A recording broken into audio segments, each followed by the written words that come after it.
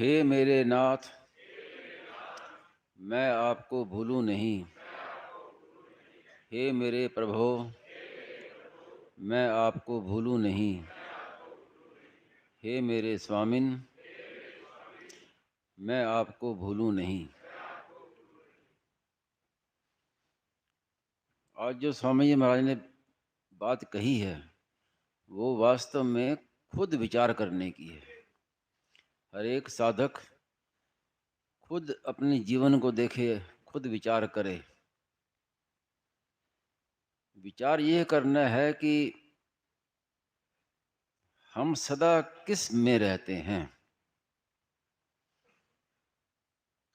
अब सामान्य रूप से देखें कि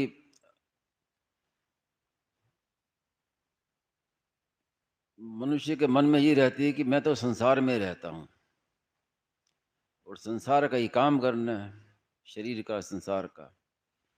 और बीच बीच में 1 घंटा सत्संग कर लेना है या 1 घंटा साधक संजीवनी गीता पाठ कर लिया, कुछ माला कर ली और फिर लग गए संसार के कामों में। तो मुख्यता है संसार की। और पारमार्थिक ये विषय है वो है गौण।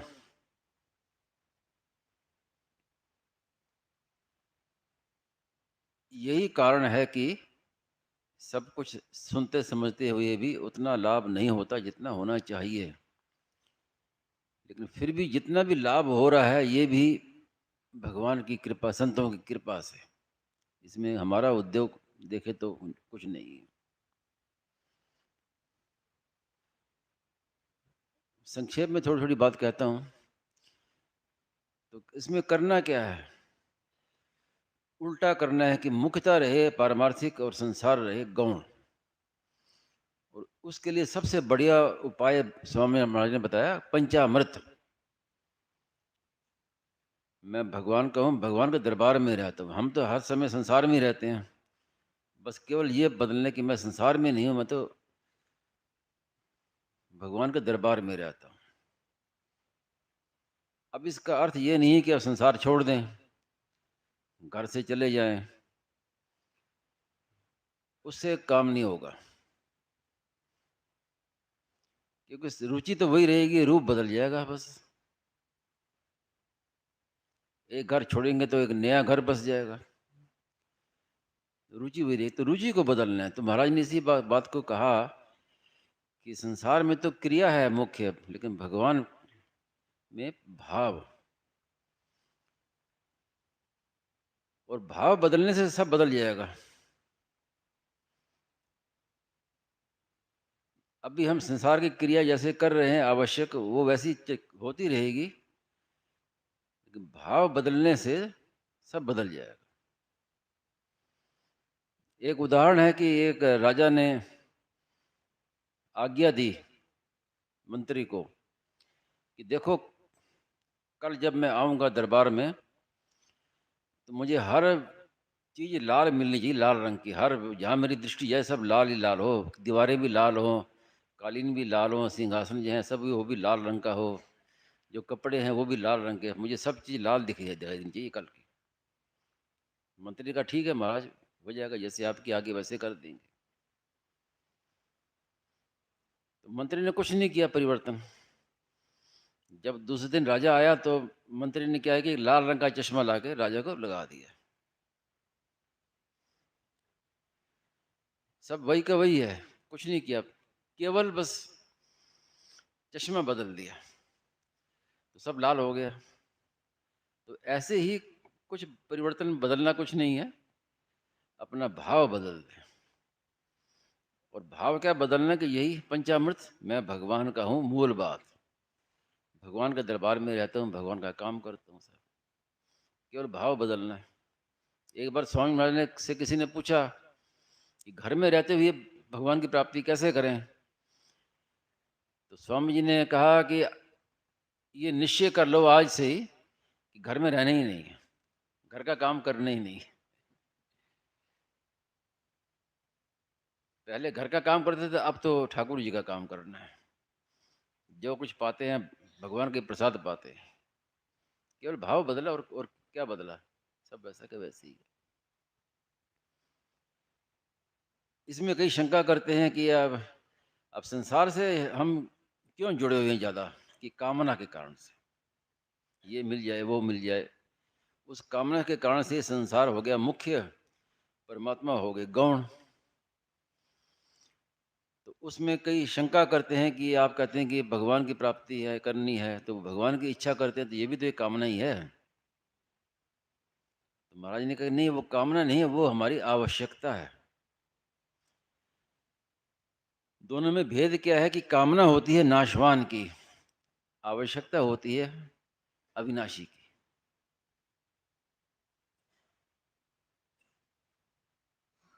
और जो पर वस्तु उसकी कामना होती है, जो स्व है, हमारा है, अपना है, जिससे हम कभी अलग नहीं हो सकते, उसकी कामना नहीं है, उसकी आवश्यकता है। जैसे उदाहरण के लिए दूसरे की जेब से पैसा निकालना चोरी है, लेकिन अपनी जेब से पैसा निकालना चोरी नहीं है। निकाला तो पैसा जेब से ही।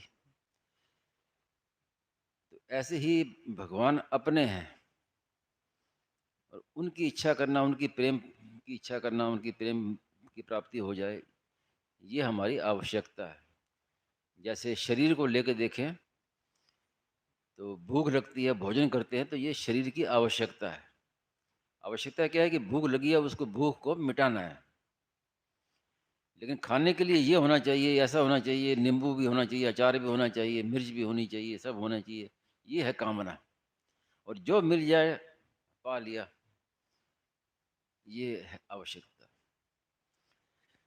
तो खास बात इतनी कहने की है कि अपने जीवन को खुद देखें, खुद विचार करें कि हम कहाँ रहते हैं, दिन भर संसार में रहते हैं कि भगवान के दरबार में रहते हैं।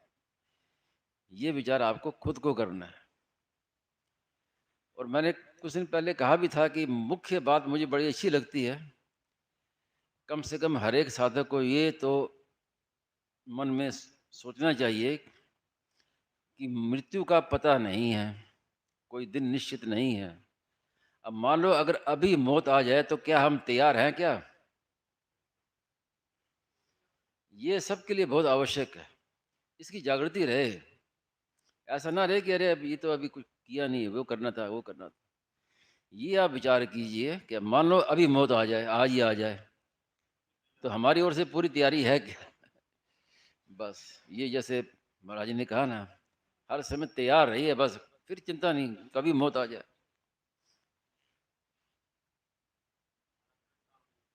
बस यही बात है, यही बात है। तो उसके उसके लिए क्या है कि यही बस